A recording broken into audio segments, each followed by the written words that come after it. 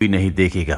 अभी दूरबीन से देखते हैं तो सामने इन्हें एक गाड़ी दिखती है, लेकिन वो लोग इन्हें इतनी ऊंचाई पर नहीं देख सकते, ना इनकी आवाज सुन सकते हैं। हंटर एक बार फिर से अपना मोबाइल देखती है और जो पोस्ट उसने इस टावर के बेस से की थी वो पोस्ट इंस्टाग्राम पर पोस्ट हो चुकी होती है, जिस पर बहुत सारे लाइक्स और कमेंट्स होते हैं। इसका मतलब ये है कि टावर के तल पर कवरेज है। और अब हंटर अपने मोबाइल पे मदद के लिए एक मैसेज को रिकॉर्ड करती है और इंस्टाग्राम पर उसे पोस्ट कर देती है। इसके बाद वो अपने मोबाइल को रस्सी से बांधकर टावर से नीचे लटकाती है ताकि कवरेज आए और उसका मैसेज पोस्ट हो जाए। लेकिन बहुत देर तक वेट करने के बाद भी ऐसा नहीं होता और अब हंटर अपने मोबाइल को अपने सॉक्स के अंदर रखती है, उसके बाद शू के अंदर रखती है और ऊपर से नीचे फेंक देती है ताकि नीचे गिरने के बाद उसका मैसेज चला जाए और इनकी मदद के लिए कोई आए। फोन शूज और सॉक्स के अंदर रखने की वजह से नहीं टूटा होता और कुछ ही देर बाद ये ऊपर दूरबीन से देखते हैं जहां इन्हें नीचे एक आदमी दिखता है जो फोन पर बात कर रहा होता है। उसके साथ उसका डॉग भी होता है, पर वो इन्हें इतनी ऊपर ना देख सकता है और ना ही इतनी ऊपर से इनकी आवाज को सुन सकता है।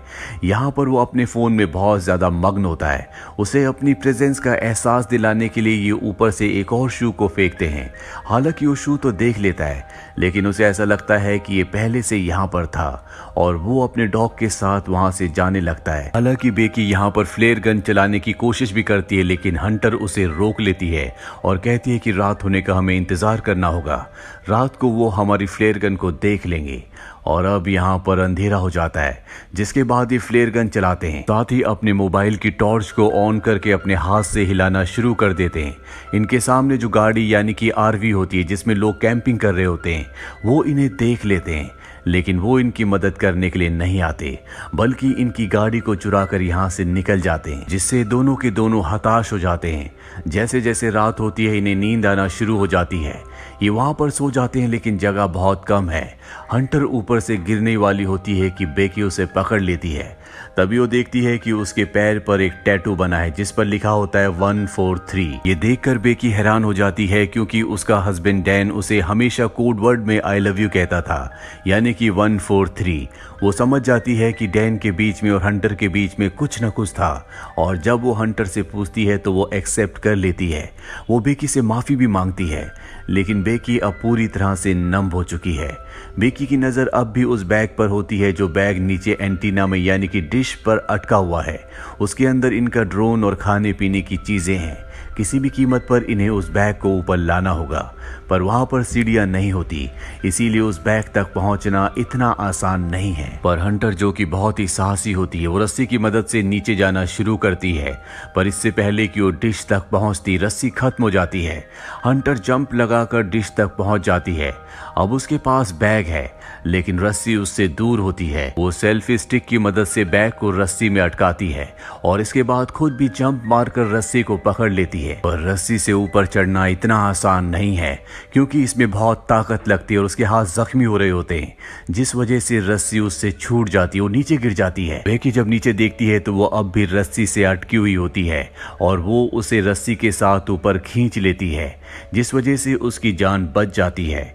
अब इनके पास इनका ड्रोन है जिसे ये मदद मंगवाने के लिए यूज करना चाहते हैं। ये एक पेपर पर लिखते हैं कि हमें मदद की जरूरत है, हम टावर के ऊपर अटक चुके हैं, और उस पेपर को ये ड्रोन के साथ फिक्स कर देते हैं और अब ये ड्रोन को उड़ाते हैं। पर तभी इन्हें पता चलता है कि इनके ड्रोन की बैटरी बहुत ज्यादा डाउन है, वो सामने दूर दिख रहे घर तक नहीं पहुंच सकता, इसीलिए इन्हें ड्रोन को वापस बुलाना पड़ता है। और अब एक बार फिर से रात हो जाती है। रात को जब बेकी सोती है तो ऊपर देखती है कि टावर के टॉप पर एक लाइट जल रही है, यानी कि वहां पर करंट है।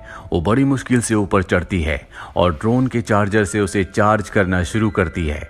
जब तक ड्रोन चार्ज नहीं होता उसे वहीं पर लटका रहना पड़ता है। ड्रोन जब पूरी तरह से चार्ज हो जाता है तो बेकी नीचे उतर जाती है, जिसके बाद ये ड्रोन पर उसी चिट को लगाते हैं जिस पर इन्होंने लिखा होता है कि इन्हें मदद की जरूरत है, और इसे उस घर की तरफ भेजते हैं जो सामने दिख रहा होता है।